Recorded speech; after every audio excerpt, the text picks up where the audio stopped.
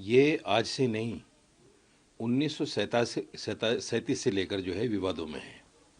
1937 में मौलाना अबुल कलाम आज़ाद, हुसैन अहमद मदनी, हसरत मोहानी वगैरह जो उस वक्त के बड़े आलिम थे, उन्होंने कांग्रेस को लिख कर दिया था बाकायदा कि इसमें कुछ पंक्तियां ऐसी हैं जो हमारी आस्था के साथ टकराती हैं। तो 1937 में कांग्रेस ने एक रेजोल्यूशन पास किया और कहा कि हमने ये पंक्तियां हटा दी हैं, आज़ादी में ये पंक्तियां नहीं गाई जाएंगी जो मुसलमान की आस्था को चोट करती हैं। उस वक्त वो मामला ख़त्म हो गया।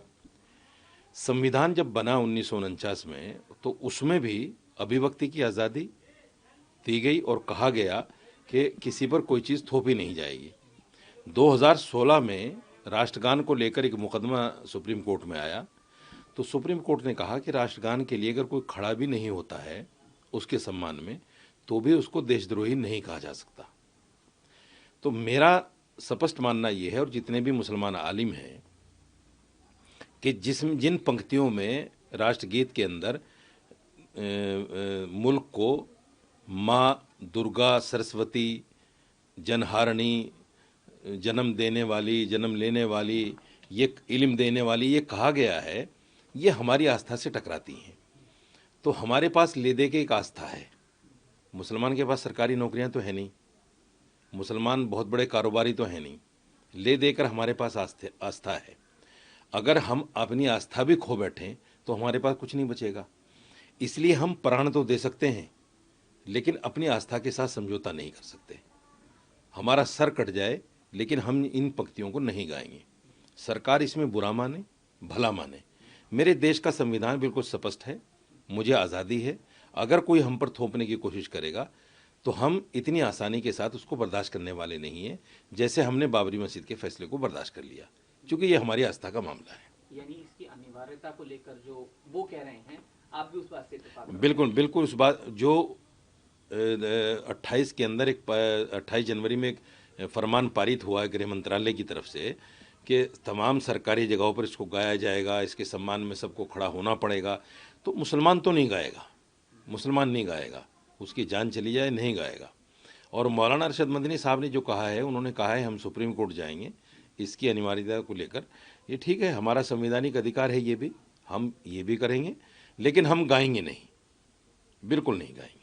ये जो वंदे मातरम के ताल्लुक से कानून बनाया जा रहा है या गवर्नमेंट की तरफ से जब्र किया जा रहा है कि इसका पढ़ना लाजमी है, ज़रूरी है, तो ये गैर आइनी है, यानी गैर कानूनी है।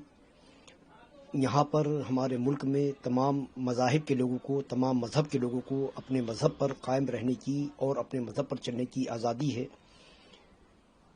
उसके भी ये ख़िलाफ़ है।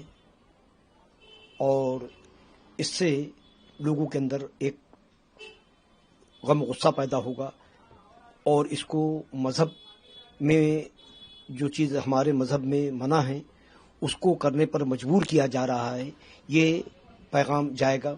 और सिर्फ एक खुदा को मुसलमान ही नहीं मानते, बल्कि मुसलमानों के अलावा ईसाई भी एक खुदा को मानते हैं, सिख भी एक खुदा को मानते हैं। इस तरीके से और भी मज़हब के लोग हैं कि जो सिर्फ एक खुदा को मानते हैं।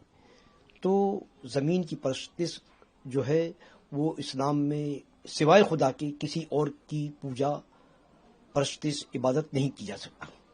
लेकिन इतने दिनों के बाद इस मुद्दे को क्यों लेकर आई है, उसको लेकर क्या कहना? ये वो हुकूमत जो है वो उलझाए रखना चाहती है कि लोग इसी मसले में उलझे रहें, और जो जो इनके खिलाफ चीज़ें बैनुल अक़वामी इंटरनेशनल लेवल पर आ रही हैं उस पर पर्दा डालने के लिए और मुल्क की तरक्की किस तरीके से हो, उन तमाम चीज़ों पर ये फेल हो गए हैं। इसलिए सिर्फ इसी मुद्दे को वो जिंदा रखना चाहते हैं। हमारे यहाँ पर तालीम कम है, इसलिए लोग इसी की तरफ लगे हुए हैं, और बस यही हुकूमत का मंशा और मकसद है।